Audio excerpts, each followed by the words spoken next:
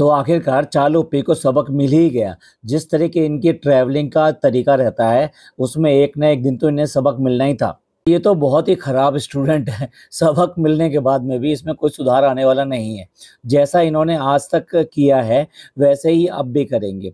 बिना प्लानिंग के इसी तरीके से कहीं पे भी उठकर चल देंगे और फिर उसके बाद में अकेले ही नहीं, बच्चों समेत वो उठकर चल देते हैं। और अब तो ऐसे वक़्त में जबकि पता है कि टिकट बुक नहीं हुए हैं, कन्फर्म नहीं हुए हैं, तो फिर दूसरों को साथ में ले जाने का क्या ही मतलब है? अगर सारे लोग नहीं जाएँगे तो चालुप्पी का कंटेंट बनेगा कैसे? वो चाहे बाहर चली जाए यानी ट्रैवलिंग के लिए चली जाए, चाहे ट्रैवलिंग ब्लॉग बनाए, चाहे कैसा भी ब्लॉग बनाए। लेकिन जब तक उसके आस-पास गुड़ पर भिनकने वाली मक्खियों की तरह पता नहीं चलेगा कि गुड़ है यहाँ पर, ऐसे ही चालुप्पी है। जब तक उसके चारों तरफ इन गंदी मक्खियों की तरह से चारों तरफ इसके अपने लोग नहीं भिनकते रहेंगे, तब तक कैसे पता चलेगा, ओहो! चालुप्पी है, सेलिब्रिटी है, ओह! हाल इसके भाई का है। जब भी बाहर निकलता है तो जो 2-4 को साथ में लेके बाहर निकलेगा। रमज़ान के दिनों में देखो, जब वो मोहम्मद अली रोड में जाता है तो ऐसा लगता है जैसे मोहम्मद अली का थोड़ी एक बुरा वर्ड है। चालुप्पी का एक स्टाइल है। चालुप्पी का ये स्टाइल है, जब भी कहीं आना-जाना होता है तो मुँह उठाकर ऐसे ही चल देते हैं। इनको एक तो भैया दलाल ही कहूँगा।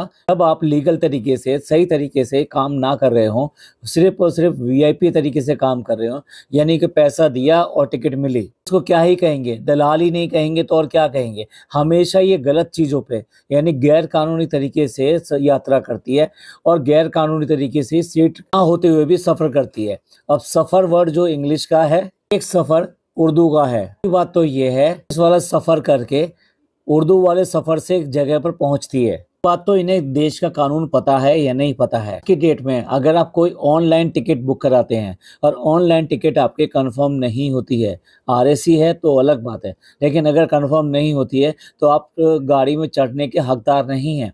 ये गैर कानूनी है, गाड़ी में आप यात्रा करें। होता है ना, टीटी से बात कर लेंगे, एडजस्टमेंट कर लेंगे, ये सारा आपको प्लेटफ़ॉर्म पे ही करना है।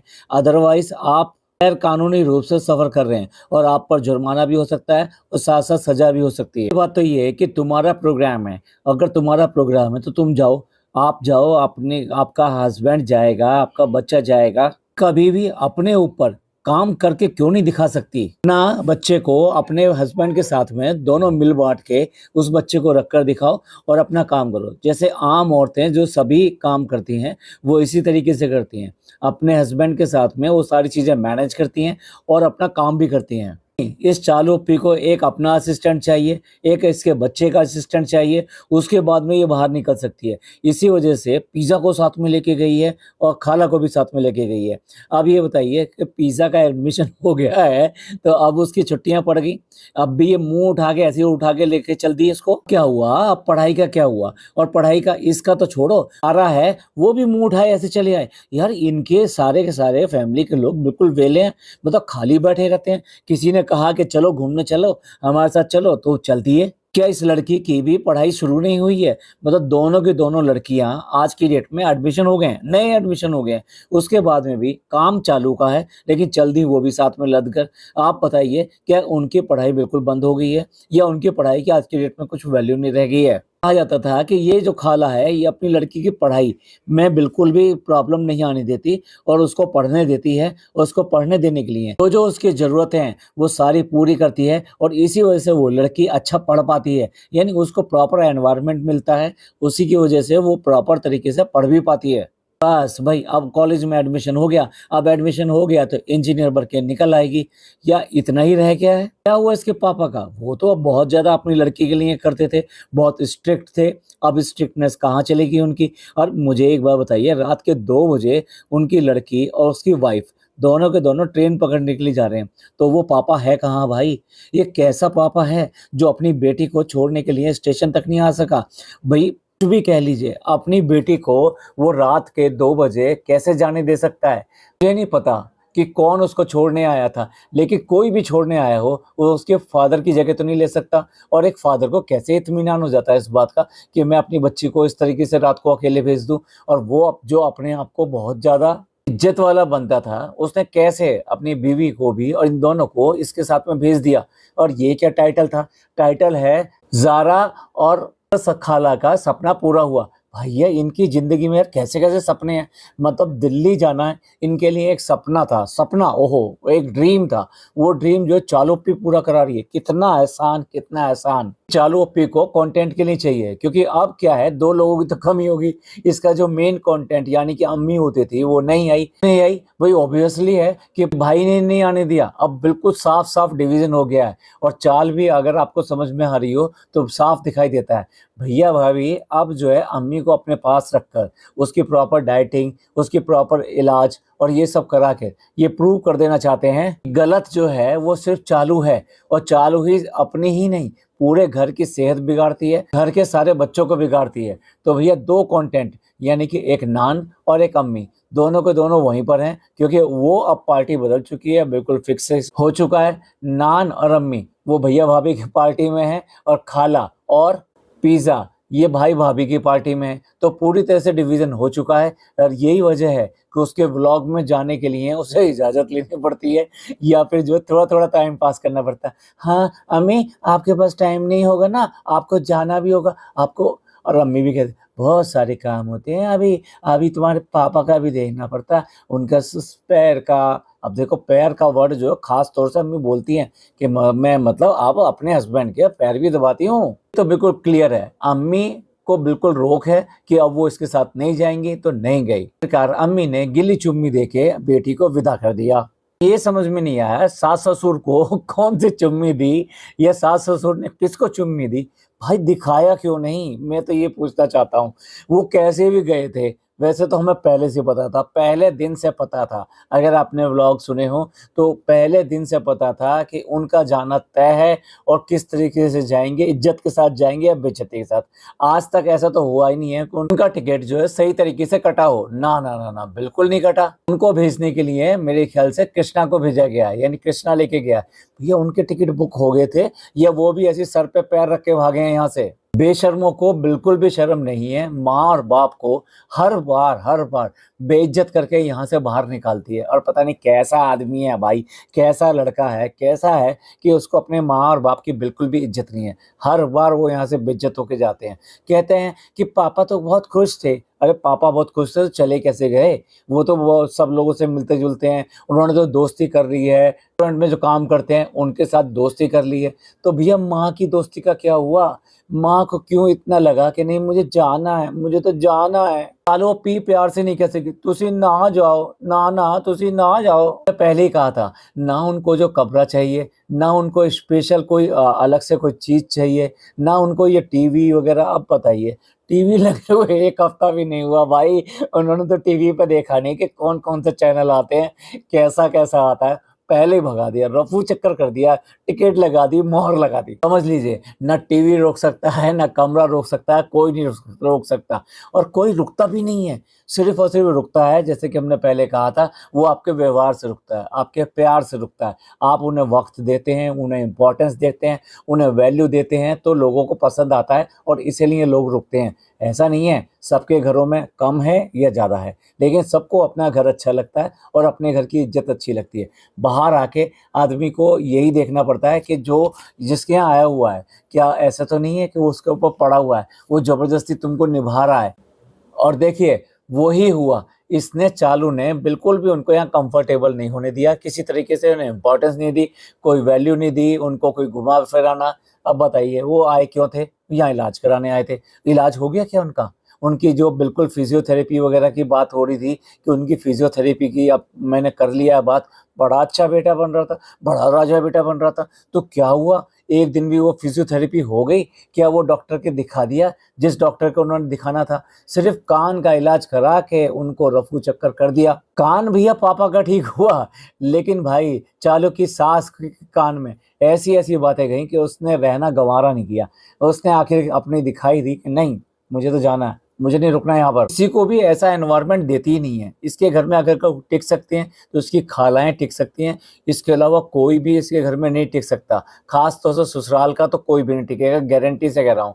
मतलब और कोई आके टिक सकता है, लेकिन ससुराल का कोई भी मच्छर भी आ जाएगा ना, तो उसको भी ये भगा देगी। गुड नाइट भी लगा देगी, धुआँ भी कर देगी, उपला भी जला देगी, सब कुछ कर देगी, लेकिन उस मच्छर को भगा कर रहेगी, अगर ससुराल का है तो। बात बताइए, चलिए जैसे भी गई, लड़के गई, कैसे होके गई, उसको जाते हुए इसने शूट क्यों नहीं किया? ऐसा क्या हो गया था कि शूट नहीं किया? तो अब आप समझ जाइए, अगर 2 दिन व्लॉग नहीं आए, 2 दिन तक इसके व्लॉग नहीं आए थे, ये अल्टरनेट डे पर डालती है, तो 2 दिन अगर इसके व्लॉग नहीं आए हैं, तो एक ही बात होती है कि ये गुस्सा होती है, यानी कि ये इसका झगड़ा होता है, किसी न किसी से झगड़ा होता है। और किससे होना है झगड़ा भाई? ससुराल वालों से झगड़ा होना है या फिर फनी से झगड़ा होना है? और तो किसी से झगड़ा होना नहीं। हाँ, भाई-भाभी भी हैं, भाई-भाभी से भी चल जाता है। जो चालों पे भक्त है ना, देख लो, उनको जो है दिखाना भी नसीब नहीं हुआ कि अपने व्लॉग में दिखा सके। ये वो लोग हैं जो ये चाहते थे कि हम तो चाहते हैं कि मम्मी-पापा यहीं पर रहें, और उनके रहने की बात के लिए तो छोड़ दीजिए, उनको ठीक से विदा भी नहीं कर सके। यानी कैसे करके गए, कैसे बैठाया, टिकट बुक हुई या नहीं हुई, कौन उनके साथ जा रहा है, उनके लिए शॉपिंग भी नहीं करी। देखो, चालुप्पी ने अपना कंटेंट छोड़ दिया। भैया कितनी शॉपिंग, लेकिन सास के लिए शॉपिंग नहीं हो पाई। ओहो हो! सॉरी भई। फिर अभी जो शॉपिंग कर लो और शॉपिंग करके दिखा देना, ऐसे ही दिखा देना कि मैं एक क्लिप लगाना भूल गई थी और ये मैंने सास के लिए शॉपिंग करी है। तुम देने वाली तो फिर भी नहीं हो उसको कुछ भी। वैसे भी उसको पटरी बाज़ार पे लेके घूमना था। ओहो! और बेटा तो कोट पैंट पहनाने वाला था। बेटा तो इनके लिए कैजुअल वियर पहनाने वाला था। कहा था हाँ, लोअर टी-शर्ट पहनाएगा, घर में कैजुअल वियर पहनाएगा। तो क्या हुआ भाई? तुमने तो अपने लोगों से पूछा भी था कि उन पापा को ऐसी ड्रेस पहननी चाहिए कि नहीं पहननी चाहिए, और ऐसे ही भगा दिया।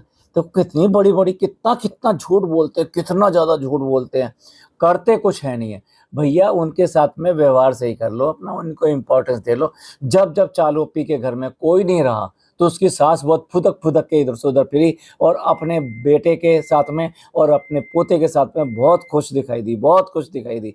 लेकिन जैसे ही उसके घर में सब आ जाते हैं, आई मीन पौधा के पंछी बाकी के आके बैठ जाते हैं, तो उसको दिक्कत होने लगती है। क्यों? फिर उसकी पूँछ बंद हो जाती है, उसकी इम्पोर्टेंस बंद हो जाती है। ये भाई, ये तो ख़त्म होना ही था, ये तो चलना ही नहीं था, ये तो पहले से ही पता था कि उनको जाना है और ऐसे ही बेइज्जत होके जाना है। फ़र्क सिर्फ़ इतना था कि शायद इस बार थोड़ी-सी कसर कर ले, ये बड़ों की इज़्ज़त कर ले थोड़ा-सा और उन्हें सही तरीके से यहाँ से भेज दे। रुकना तो था ही नहीं उन्हें, और बात क्या कर रहे हैं? 1 महीना रुक के गए, नहीं 25 दिन पूरा। भैया उसको 1-1 दिन का पता है कि कितने दिन रुकी है वो, कितने दिन उसने रुकने दिया। ये उसके लिए तो अचीवमेंट है, वो तो यही दिखाने की कोशिश कर रही है। भई ये क्रेडिट तो दे दो उसको कि उसने 25 दिन जो अपने साथ रखा, अपनी सास को रखा। फनी का डिस्क्रेडिट है कि उनको प्रॉपर इलाज कराए बिना यहाँ पर सिर्फ़ और सिर्फ़ कंटेंट के लिए बुलाकर वापस ऐसे ही भेज दी। नहीं बात कर रहा बाकी चीज़ों की, लेकिन कम से कम इलाज तो करा देना चाहिए था ना। वापस आते हैं चालुप्पी के ड्रामे पे, जो कि उसने पूरा का पूरा व्लॉग इस बात के लिए खींचा कि इंडियन रेलवे उसी के लिए काम करती है और इंडियन रेलवे में सारे कानून उसी के हिसाब से चलते हैं। मजाल है उसको कोई इंडियन रेलवे के अंदर कोई कुछ कह जाए। सबसे पहली गलती तो ये है कि तुम ऐसे बुकिंग कराते क्यों हो? तुम गलत तरीके से बुकिंग कराते हो, गैर कानूनी तरीके से बुकिंग कराते हो। तुम्हारा ये गैर कानूनी तरीके के करना और ये सब दिखाना और उसके बाद गैर कानूनी तरीके से ट्रेन के अंदर चढ़ना, ये एक इन्फ्लुएंसर की निशानी नहीं है। तुम जब इतने सारे लोगों के लिए व्लॉग बनाते हो, तो तुम्हें ये सब करना शोभा देता है? तुम्हें तो शर्म आनी चाहिए, तुम्हें तो ये एग्ज़ाम्पल सेट करने चाहिए लोगों के लिए। तुम्हारे पास पैसे की कमी है क्या? इतना पैसा है, इतना पैसा है, लेकिन तो ये है ना कि पैसे से ना तो क्लास आती है, ना अकल आती है, ना तमीज़ आती है। और चालुप्पी में तो इन तीनों चीज़ों की बहुत ज़बरदस्त तरीके से कमी है। ऐसा कभी एक सिंगल प्लान भी हमने नहीं देखा, जबकि इसे पता होता है कि मेरे को ईद पे जाना है या फिर जो मुहर्रम पे जाना है या दिल्ली हमें जाना है प्रोग्राम के लिए, कोई और बुकिंग करा रहा है, जो जैसा भी है। तो इसको पता होता है, उसके बाद में भी ये टाइमली उसकी बुकिंग नहीं कराती। अच्छा, बुकिंग नहीं हुई तो बुकिंग के बाद में तुम कैसे करके ट्रेन के अंदर चढ़ सकते हो? एक गैर कानूनी काम कर रहे हो और फिर अगर वहाँ चढ़ गए तो आप देखो, आप फर्स्ट एसी में एक आपकी सीट बुक है, ओनली एक को जो कूपा होता है जिसमें 4 सीटें होती हैं, उसमें आपकी सिर्फ़ 1 सीट बुक है और उसके बाद में भी आप पूरे टब्बर के साथ में, पूरी अपनी बारात के साथ में, चालुप्पी की आ गई बारात। 4 लोग खुद चढ़ गए और 2 लोग बाद में चढ़ने वाले थे। यानी 6 लोगों के लिए ये एक कूपे में चढ़ गए, जिसमें कि एक ही सीट थी इनकी, और उसके साथ में आप अंदाज़ा लगाएँगे कितना सामान लेके जाते हैं। ये बहुत सारा सामान लेके जाते हैं। और वो फ़नी तो वहाँ पे मोजितो का एक पूरा का पूरा डिब्बा भी लेके गया है सिरप का। उसके देखिए आपका इतना सामान, उसके बाद में आपकी एक सीट, उसके बाद में आपके इतने सारे लोग और उसके बाद में आप दूसरों के लिए कंप्लेन करेंगे कि भाई उन लोगों ने हमारे साथ गंदा व्यवहार किया। भाई कैसे करके तुम सोच सकते हो कि तुम इतना सब करके दूसरे को अनकंफर्टेबल कर रहे हो? सबसे पहला मेरा एक बेसिक क्वेश्चन, कोई अगर फर्स्ट एसी में अगर टिकट अपनी बुक कराता है तो क्यों कराता है भाई? सीधा सा रीजन है, वो सबसे पहले अपना कंफर्ट एश्योर करता है, वहां पे कंफर्ट एश्योर करता है, सेफ्टी एश्योर करता है, उससे भी बड़ी बात पीस एंश्योर करता है, शांति एंश्योर करता है। तो किसी भी तरीके से उसको ये सब चीजें नहीं मिल रही, आपने जाके वहां पे पूरे डिब्बे को अपना जो है ऐसे फॉर्म वाला रूम बना लिया, जैसे तुम अपने ड्राइंग रूम को बनाए रहते हो। उसके बाद में इतना सामान, और उसके बाद में एक बच्चा, जो बच्चा बहुत ही ज्यादा सफर में क्रैंकी हुआ है। अब पता नहीं उसकी तबीयत खराब है, ये क्या है, क्योंकि इतना रोने वाला वो बच्चा नहीं है। और जब सफर में जा रहे हो तो नई नई चीजें दिखाई देती हैं, तो ऐसा कुछ नहीं होता कि वहाँ कोई प्रॉब्लम है। तो वो इतना क्रैंकी हो रहा है तो पता नहीं उसकी तबीयत खराब है, हो सकता है ऐसा हो। तो आप इस तरह से बच्चे को भी लेके, यानी बच्चा रो भी रहा है, लगातार रो रहा है, इतना सामान है, इतने सारे लोग हैं। उसके बाद में आप सामान की वजह से जो बीच में जो डेस्क होती है जिसमें खाना वगैरह ये सब चीज़ें रखी जाती हैं, तो उसके ऊपर जाके आपने 2 बैग रख दिए। उसके साथ साथ जो है वहीं पर बैठकर आप बच्चे का डायपर बदल रहे हो। डायपर भी बदलने का एक तरीका होता है यार, एक कि डायपर ऐसे ही किसी जगह पर नहीं बदला जाता। आप सीट पे ऐसे ही रख के डायपर बदल रहे हो। डायपर बदलने के लिए अगर आप किसी भी ऐसे पब्लिक प्लेस पे हो तो आपको एक पूरा एक शीट जो है आपने डालनी पड़ेगी, उसके ऊपर बदलना पड़ेगा। और साथ साथ उस डायपर का डिस्पोजल वो बड़ा प्रॉपर तरीके से और बहुत जल्दी से वो डिस्पोजल करना पड़ेगा। और ये पर भैया इनको तो आदत है, इनकी तो भाभी भी जाती है तो ट्रेन का जो कंपार्टमेंट की जो सीट होती है उसके नीचे डायपर छोड़ के चले आएंगे। ये होटल में जहाँ पर डायपर रखा हुआ है उसके ऊपर ही टेबल पे बैठ के खाना खा लेते हैं। यार हद है, कोई दूसरा ऐसे कैसे कर सकता है? तो वही उसको ऑब्जेक्शन लगा, इनका डायपर बदलना और साथ साथ इस तरह से सामानों का फैलाना, वो उसको बुरा लगा। उसने कहा कि भाई ये सब चीज़ें आप यहाँ से हटा लीजिए, ऐसे मत कीजिए। आरोपी उनको नसीहत दे रही है बजाय इसके कि अपने सिविक सेंस को, अरे यार मैंने भी क्या बात कर ली, सिविक सेंस तो इनमें नाम की भी नहीं है। और ऊपर से वो बदबू 4-4 6-6 दिन तक नहाते नहीं है। मतलब इस तरह से क्रीम पाउडर लगाने से ऐसा नहीं हो जाता है। तो उसको सीख दे रहे हैं कि कुछ लोग ऐसे होते हैं, कुछ लोग वैसे होते हैं और उनको पता नहीं है, उनके शायद बच्चा नहीं है और अल्लाह करे उनको जल्दी से बच्चा दे। मतलब बच्चा देने के लिए तुम उससे दुआ दे रही हो या बद्दुआ दे रही हो?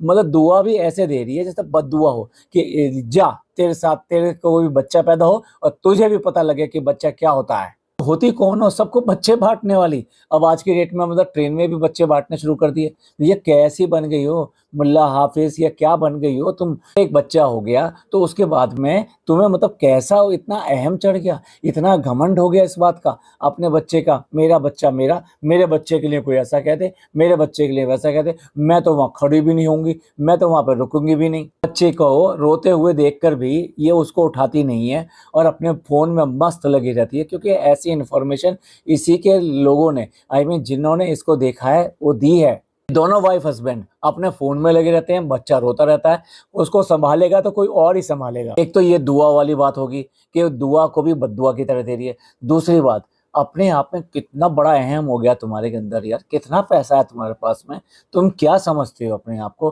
कि मतलब दूसरा आदमी अगर फर्स्ट क्लास एसी में चल रहा है तो उसकी औकात इतनी नहीं है कि वो पहले मतलब वो फर्स्ट क्लास एसी का टिकट खरीद सके। मतलब ये कह रही है कि वो पहली बार चले होंगे। ऊपर से फनी बड़े जोर से कहते हैं हाँ ये वाली बात तुमने सही कही। तो जाके एयरपोर्ट पे भी उल्टी सीधी हरकतें करते हो, प्लेन में बैठ के भी उल्टी सीधी हरकतें करते हो, तब लोग बाग तुमको नहीं कहते हो ओहो पहली बार बैठे हैं, और ऊपर से कितनी बार तो ये फ्री के पैसे में बैठी है। इतना पैसे का घमंड हो गया। मतलब 4-6 साल से तुम्हारे पास पैसा क्या आ गया, तुम दूसरों को ये चैलेंज करने लगे कि वो इस लायक नहीं है कि फर्स्ट एसी में सफर कर सकें। वाह तुम बहुत लायक हो। तुमने जो है एक सीट के ऊपर पूरे के पूरे कूपे को, पूरे फर्स्ट क्लास कंपार्टमेंट को तुमने प्लेटफॉर्म बना दिया। सीख दे रहे हैं सबकी। अरे भाई उसको इरिटेशन हुई, तुम्हारे करने से इरिटेशन हुई, तो फिर वो क्यों नहीं बोलेगी इस बात के लिए? बाद में एक और उदाहरण कि भैया अब जो है देखो 2 लोग आने वाले थे, उन दोनों को इन्होंने रिक्वेस्ट किया और उन्होंने अपनी सीट जो है इनसे इंटरचेंज कर ली। अब देखिए कोई अगर आता है और आकर आपकी सीट पे कोई बैठा हुआ है, उसने कहा कि भाई ये सीट हमारी वहाँ पर है, आप वहाँ पे इंटरचेंज कर लीजिए, तो उसके सामने एक ही बात आती है, अगर अकेला है तो वो वहाँ पे भी चला जाएगा, फर्स्ट एसी है। लेकिन उसको ये देखना होता है उसने जो प्रेफ़रेंस दी है, अगर सपोज़ उसने लोअर की प्रेफ़रेंस दी है, तो वो किसी हालत में कॉम्प्रोमाइज़ नहीं करता। अब देखिए, उसने कर लिया, एक ने कॉम्प्रोमाइज़ कर लिया और दूसरे ने, उसकी अपर सीट थी, अपर ही सीट उसको मिल गई, तो उसे भी कोई प्रॉब्लम नहीं हुई। कंपार्टमेंट में घुसा ही है और सामान उसने अभी नहीं रखा है, उसे अगर आप कह देते हो कि यहाँ के बजाय आप उस वाले कंपार्टमेंट की उस सीट पे चले जाइए, तो वो चला जाता है। लेकिन जब आदमी एक बार वहाँ सामान रख लेता है, तो अपना कम्फ़र्ट देखना चाहता है भाई, वो क्यों करके नहीं बोलेंगे? तो सिर्फ़ इन 2 के ऊपर आप दूसरे को इस तरह से गालियाँ दे रहे हो, ये कोई तरीका नहीं है। तुम्हें अपना कम्फ़र्ट जो है ये इसलिए तुम फर्स्ट एसी में आए हो, तो क्या दूसरे को कम्फ़र्ट नहीं चाहिए? और फिर दूसरी बार-बार इल्लीगल तरीके से, मैं तो इल्लीगल ही कहूँगा, आप ट्रेन में सफ़र करते हो, ये सबसे खराब बात है और इसकी रिपोर्ट होनी चाहिए। अगर ये वाक़ई में किसी ऐसे कंपार्टमेंट में होते कि जहाँ 4 की 4 सीट जो है उनमें से 2 सीट इनकी होती या 3 सीटें उनकी होती, तो आप सिनेरियो अब देखिए आपको, ये पूरी रात जागे हैं। रात को 2 बजे तक इन्होंने इंतज़ार किया है कि भोपाल आएगा, खाला आएगी, ज़ारा आएगी। वो जब आ गए तो उनके साथ में गप्पे लगी हैं, उसके बाद में उनके साथ में खाना खाया गया। वो तो इनका स्टैंडर्ड टाइम है, 2 बजे के बाद में खाना खाना कोई नॉर्मल चीज़ तो है, इनके लिए तो नॉर्मल चीज़ है, एबनॉर्मल तो है ही नहीं। तो रात को वहाँ पे खाना खाया गया, उसके बाद में और थोड़ी गप्पे मारी गई, उसके बाद में 5:30 बज गए और फिर उनके बाद में थोड़ी देर बाद में टाइम हो जाता है दिल्ली उतरने का। सोच के देखिए, इन्होंने पूरी रात रत जगा किया, पूरी रात, और साथ-साथ इनका बच्चा रोया है लगभग पूरी रात, क्योंकि वो अनकम्फर्टेबल था वहाँ पे। डेफ़िनेटली आइदर उसकी तबीयत ख़राब है या कोई बहुत ज़्यादा उसको अनकम्फर्टेबल लग रहा था उस ट्रेन के अंदर। सारे के सारे पूरी तरीके से रात भर जागे हैं और इन्होंने हो हल्ला किया है। तो ऐसे में ट्रेन के कंपार्टमेंट में सोने वाले बाकी लोगों को बुरा लगेगा, नहीं लगेगा? अब वहाँ से चलकर जब दिल्ली पहुँचते हैं, तो फिर वही 2 कमरे लिए गए हैं। लोग देख लीजिए लोग कितने हैं। भाई इसे तो कंटेंट चाहिए और इसके अलावा कुछ नहीं चाहिए। वहाँ पे भी जाके सारा ही गंद फैलाने वाली है ये। यहाँ से अपने आप को जेन ज़ी समझती है। ये जेन ज़ी नहीं है, जेन ज़ी है। सॉरी, जैन छी है। छी के अलावा और कोई वर्ड हो ही नहीं सकता। ये चालू ने अपने सबसे बड़े दुश्मन को रफा-दफा कर दिया। उसके बाद में सबसे बड़े दोस्त, दुनिया के इसके जो सबसे बड़े दोस्त हैं 2, उनको अपने साथ लगा लिया। अब उसके बाद में दिल्ली आ गई है। अब देखते हैं, साथ में 2 नौकर इसके हैं ही इसके साथ में। तो देखते हैं अब ये यहाँ क्या गुल खिलाती है। यहाँ पे क्या मतलब ₹250-250 की टिकट लगाती है या ₹500 की टिकट लगाती है। हाँ, अपने एक असाइनमेंट पे आई है ये। जो इनका सपना था, यानी खाला का और साथ में ज़ारा का, उनको दिल्ली कितना ही घुमाएगी। सिर्फ़ बता दिया इसने, पहले ही बता दिया कि हम सिर्फ़ और सिर्फ़ 2 दिन के लिए आए हैं। अब 2 दिन में इसे प्रोग्राम भी करना है और उसके बाद में अपने रेस्टोरेंट वगैरह भी जाना है। उसके बाद में कितना ही दिल्ली घुमा देगी। दिल्ली का अगर स्टेशन है और यही सब दिखाना था, तो फिर वहीं से दिखा देती। एहसान इतना बड़ा कि भई मैंने इनको दिल्ली घुमाया। चलिए पे एंड करते हैं। आपका क्या कहना है? रेलवे इसी का है और रेलवे इसके कानूनों से चलेगा और इसके ऊपर कोई कानून नहीं लागू होता? आप प्लीज़ कमेंट करके ज़रूर बताइएगा। आपको ये पॉडकास्ट अच्छा लगा हो तो प्लीज़ लाइक कीजिए, सब्सक्राइब कीजिए, शेयर कीजिए। थैंक यू, धन्यवाद, शुक्रिया।